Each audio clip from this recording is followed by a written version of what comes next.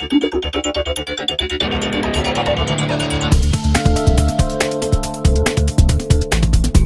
GameSpot viewers, it's Kevin Van Ort here, and I'm sitting with producer Sharif Fatu, who is working, of course, on Dead Space 3. Welcome. Thanks for joining us. Thanks for having me. And we're looking at Dead Space 3 right now. Why don't you give us a quick update on what has happened to lead to this particular point in Dead Space 3?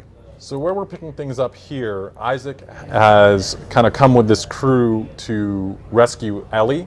So if fans from the previous Dead Space games know, Ellie was someone that you met in Dead Space 2 for the first time, and at this point, there's been a relationship that they had, a romantic relationship between Isaac and Ellie, and you'll learn more about that throughout the course of Dead Space 3. But right now, you've kind of flown into this deep corner of the galaxy that's relatively unexplored. There was kind of a mission here several hundred years ago that you also will learn more about as the game goes on. But Ellie has basically traveled here with her own team to kind of understand more about the markers and kind of figure out a way to stop them. But you've lost contact with her. No one knows where she is, and you and a crew have kind of begrudgingly gotten together to attempt this rescue mission. So where we find things here, we're on the SS Roanoke, which is this kind of derelict ship, and you've picked up Ellie's a signal from her communications icon, or I forgot what the exact fictional term is, but basically there's a communication signal that she has that you've picked up, and you're on your way to kind of identify that and try to meet up with her. Well, let's move forward and see what happens. Cool.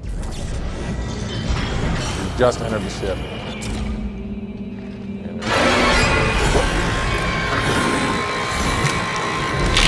And of course, right from the beginning, we see just how Dead Spacey Dead Space 3 is. Obviously, some folks may have been concerned when they saw the E3 demo, how Dead Spacey is Dead Space 3 going to be, and I think this is a pretty good answer to that question when we first start out.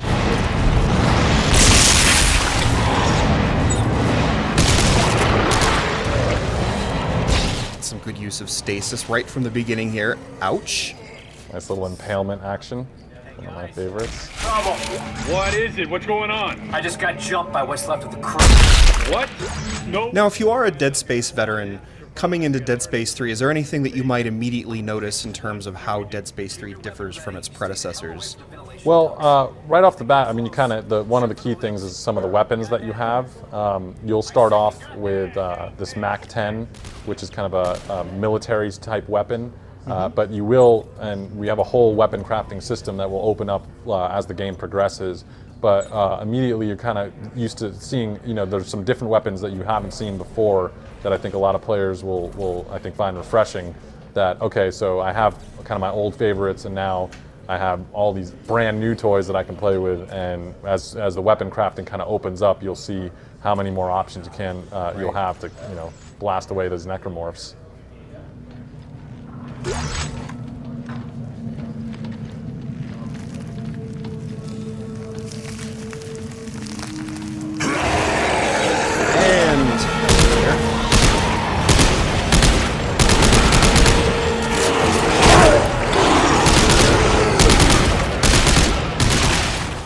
Some weapons aren't as effective as others, depending on the necromorph that you're fighting. I'm a big fan of the TK impalement. Then sometimes you got to bring out the big guns. Now, with the weapon customization that's coming into Dead Space 3, just how powerful and just how unique are some of those weapons going to be? Well, the combinations are really, almost endless. So you have, once you kind of get into the bench and, you see how that works, there's so many different combinations that you can make with bottom and top attachments and circuits and upgrades that you can do. So you can really craft whatever it is that you want. So, one of my favorites, which is a thing that we call Hot Death, which is a ripper blade on the top and a flamethrower on the bottom, and you can kind of upgrade that with an electrical charge as well and stasis coating, so it becomes a really cool weapon that you can kind of eviscerate the necromorphs with. But everything is tuned, very carefully, so there's nothing that's really game-breaking you know, it's still going to be very challenging to fight off the necromorphs, but it's really more about how you want to play it and how, you know, what your kind of gameplay style is, as far as like, do you want a rapid fire weapon that can kind of cause knockbacks and stun the enemies a little bit so it gives you more time to breathe? Do you want a heavier weapon that does more damage, that requires a little bit more charge time, and if you miss, you know, the penalties for that are pretty severe. So it's really up to the player, and you know, that's the beauty of the customization. Well, sadly, EA has limited us to a very, very short period of time that we got a chance to have you talk about the game while you play it. But I do want to thank you, Sharif, for giving us a chance to see some Dead Space 3 in action, for helping reassure some folks maybe that Dead Space 3 is indeed very Dead Spacey. And until next time, thanks GameSpot readers and GameSpot viewers. This is Kevin Van Ord, and we'll check in with you real soon. Thank you.